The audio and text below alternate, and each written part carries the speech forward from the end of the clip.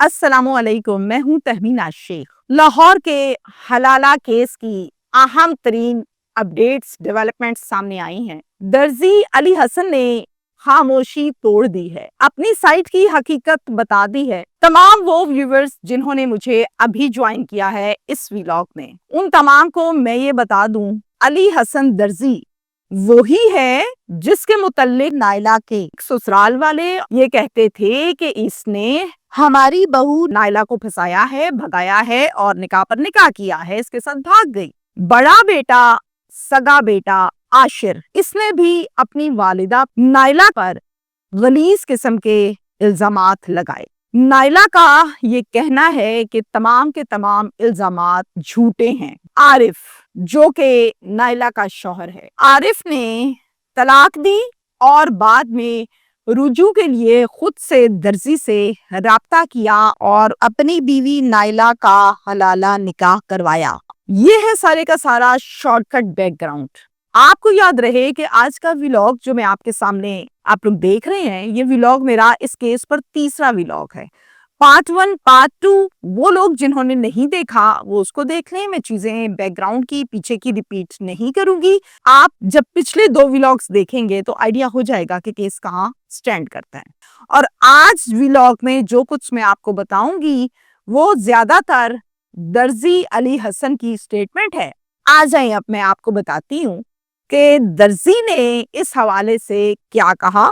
दर्जी का ये कहना है कि मैं पिछले कई सालों से आरिफ को जानता हूँ, आरिफ मेरा जिगरी दोस्त है। इनके घर के सामने मेरी दुकान थी और मैं दर्जी की दुकान चलाता था। अपने घर की इच्ची बिच्ची छोटी से छोटी बात आरिफ मुझसे शेयर करता था और मुझसे दुख सुख खोलता रहता था। नायला के ससुराल का कहना है कि मेरे नाजायज मरासिम थे नायला के साथ। ऐसी कोई बात नहीं है, ये महज इल्जाम है, मेरे कोई मरासिम नहीं थे।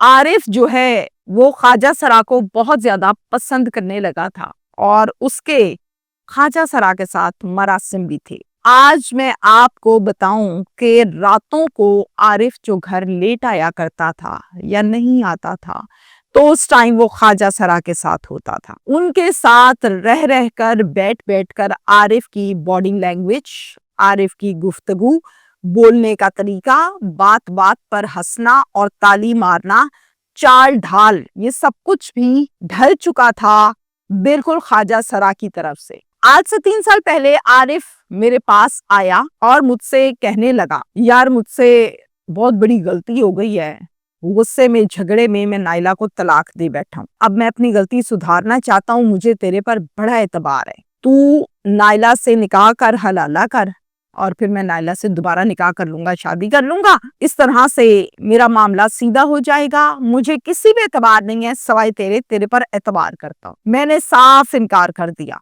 मैंने कहा, यार मैं कवारा लड़का हूँ, 24 साल मेरी सिर्फ उम्र है, मेरी लंबी जिंदगी है, मैं क्यों करूं भाई हलाले और निकाह और ये सब कुछ, मैंने इन चक्करों में नहीं पड़ना। आगे से मुझे आरिफ ने कहा, यार तेरी मेहरबानी, मेरे बच्चे रुल जाएंगे, ये बात सिर्फ तेरे दरमियान, मेरे दरमियान और नायला के दरमियान होगी। हम मौलवी से भी कुछ जिक्र नहीं करेंगे, मौलवी को नहीं बताएंगे, मौलवी को बस ये पता होगा कि ये औरत मुतल्लिका है यानी तलाक याफ्ता है और ये इसका निकाह हो रहा है, बस। मैंने कहा मैंने हलाला फिर भी नहीं करना। जिस पर मुझे आरिफ ने ये कहा, अच्छा चल जितने पैसे तू कहेगा मैं तुझे पैसे दूंगा, तेरी मेहरबानी है, तू मान जा, सिर्फ 1 रात की बात है, उसके बाद मेरा हलाला हो जाएगा और फिर देख तेरी मेहरबानी मेरा घर बच जाएगा, मान जा मेरी बात। जैसे आरिफ ने मुझे पैसों की ऑफर दी, मेरा जहन जो है वो सोचने पर मजबूर हो गया कि चलो 1 रात की तो बात है, मैं मान जाता हूँ, किसी को पता भी नहीं चलेगा। मैंने हामी भर ली। नायला का क्लेम ये था, मैं आपको अपने तौर पे बता रही हूँ ताकि चीजें आपको क्लियर हो। नायला का ये क्लेम था कि 5 लाख रुपए की डील हुई है, जबकि दर्जी अली हसन का कहना है कि कोई डिजिट फिगर तय नहीं हुआ, सिर्फ बात पैसों की हुई, यानी 5, 7, 8, 2 लाख ऐसी कोई बात नहीं हुई। खामोशी से मेरा और नायला का निकाह हुआ और इस निकाह में आरिफ भी बैठा था। यहाँ तक कि मौलवी को भी इस निकाह के मुतल्लिक हकीकत और बैकग्राउंड का नहीं पता था कि हलाला है, ये है, वो है। हो गया निकाह। अगले दिन आरिफ आया मेरे पास और कहा, चलो अब 2 तलाक نائلہ کو۔ میں نے کہا نہیں، میں نے نہیں دینی، کیونکہ میری نیت بدل چکی تھی طلاق کے حوالے سے۔ اور پھر جب میں نے انکار کیا تو یہ واپس چلا گیا، اور اگلے دن یہ کچھ دوستوں کو لے کر آیا، ساتھ اسلحہ لے کر آیا، مجھے مارا پیٹا، اور اسلحے کے زور پر مجھ سے زبانی انہوں نے طلاق طلاق طلاق کہلوایا۔ نائلہ واپس عارف کے پاس چلی گئی، ان دونوں نے نکاح کر لیا۔ درزی علی حسن کا یہ بھی کہنا ہے کہ میں بھگا کر لے گیا مری، ادھر ادھر اس کو رکھتا رہا، اس کے ساتھ ناجائز مراسم رہے۔ یہ سب کی سب باتیں صرف اور صرف جھوٹ ہیں، بکواسیات ہیں، ان میں کوئی حقیقت نہیں۔ میں کبھی اس کو بھگا کر نہیں لے کر گیا۔ نکاح، حلالہ، طلاق، ان سب کے لیے میں نے عارف سے اب تک 1 روپیہ بھی وصول نہیں کیا۔ ہمارے درمیان کسی قسم کا کوئی شرعی ازواجی تعلق قائم نہیں ہوا۔ یہ بات بہت امپورٹنٹ ہے۔ جس مقصد کے لیے یہ نکاح ہوا تھا، اصل میں اس کی حقیقت یہ بتا چکا کہ کوئی ازواجی تعلق قائم نہیں ہوا۔ عارف مجھے اب بلیک میل کرنے لگا۔ عارف نے مجھے یہ کہا کہ پیسے دے مجھے، میری بیوی تو نے 2 دن رکھی ہے، لہٰذا مجھے پیسے دے، اگر تو نہیں دے گا میں تیرے پہ پرچہ کرواؤں گا۔ میں نے کہا یار، میں نے کہا تیری بیوی رکھی ہے، میں نے تو نکاح کیا، اپنی بیوی رکھی، اور تو خود ہی تو میرے پاس چھوڑ کر گیا تھا نکاح کرا کے حلالہ کے لیے۔ پیسے نہیں دیے میں نے جب، تو پھر عارف کے کہنے پر نائلہ نے مجھ پر 376 کا ایک پرچہ کروایا۔ یہ اصل حقیقت ہے جو میں آپ کو بتا رہا ہوں، اور حلالہ بھی صرف اور صرف اولاد کے مستقبل کی خاطر نائلہ نے کیا تھا۔ نائلہ کا سگا بیٹا عاشر یہ جو اپنی والدہ پر الزام لگا رہا ہے، یہ سب بے بنیاد ہیں۔ مجھے بڑے افسوس کے ساتھ یہ جملہ آپ کے آگے ریپیٹ کرنا پڑ رہا ہے تہمینہ شیخ کو، کہ میں نے جب عاشر کے ساتھ پروگرام کیا تھا تو عاشر نے گفتگو کے دوران مجھے کہا کہ میری ماما مجھ پر الزام لگاتی ہیں کہ میں رات کو ان کے کمبل میں گھس جاتا ہوں، اور اس قسم کی بکواس۔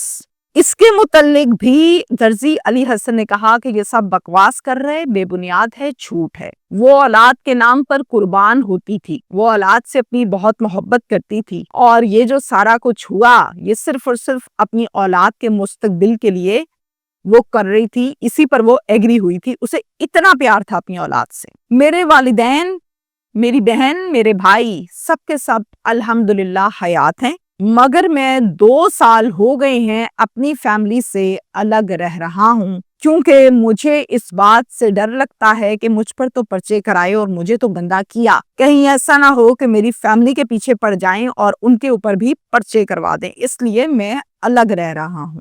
سوشل میڈیا پر میرے اوپر بے بنیاد الزامات لگائے گئے، کیچڑ اچھالا گیا۔ اب میں آپ کو یہاں پر یہ بھی بتاؤں کہ اب میں جو سوشل میڈیا پر آ کر اپنا بیان دے رہا ہوں، یہ بیان اور یہ میری سٹیٹمنٹ، یہ سب صرف اور صرف میری والدہ نے مجھے یہ کہا کہ بیٹا سوشل میڈیا پر تم پر بے شمار الزامات لگائے جا رہے ہیں، تم کیوں نہیں اپنا بیان دیتے؟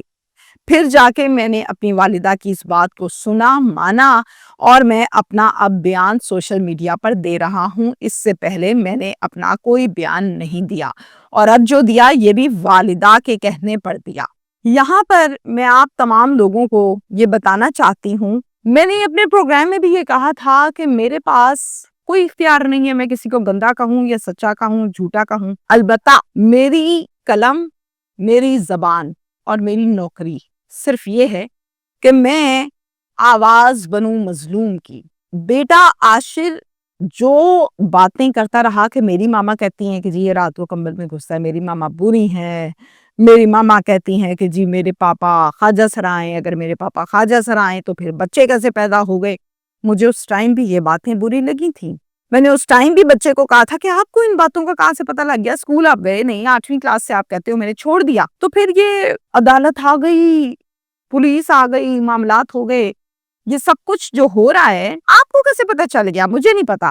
تو پھر عاشر نے مجھ سے یہ کہا تھا اس ٹائم بھی کہ دیکھیں جب ٹھڈے چھڈے پڑتے ہیں تو انسان گول ہو ہی جاتا ہے۔ میں اسلامک اسکالر نہیں ہوں، میں کوئی معلمہ بھی نہیں ہوں، میں مسلمان ہونے کے ناطے جتنا کہ جانتی ہوں دین کو، اللہ مجھے اور دین کو سیکھنے کی توفیق عطا فرمائے، میں ایک بات ضرور جانتی ہوں جو میں نے بچپن سے سنی مسلمانوں سے، بڑوں سے، بزرگان دین سے، کہ اگر ایک ماں فحاشی کے اڈے پر ایک بچے کو جنم دے تو جنت تو اس کے پیر کے نیچے وہاں بھی آتی ہے. وہ پروسیس ماں بننے کا جو تکلیف دہ ہے اس کے عوض وہ درجہ اس کو ملتا ہے. جو بچہ پیدا ہوتا ہے لڑکی ہے یا لڑکا ہے وہ اٹھ کے اپنی ماں کو نہیں کہہ سکتا تم تو ایسی ہو, تم نے تو ایسے مجھے پیدا کیا ہے. ماں نے جو ساری زندگی کیا, گند گھولا یا صفائی کی, وہ اللہ کو جواب دے, وہ بھگتے گی, غلط کام کرے گی, سزا ملے گی. دوسرا, درزی علی حسن نے جو کچھ کہا وہ آپ کے سامنے ہے.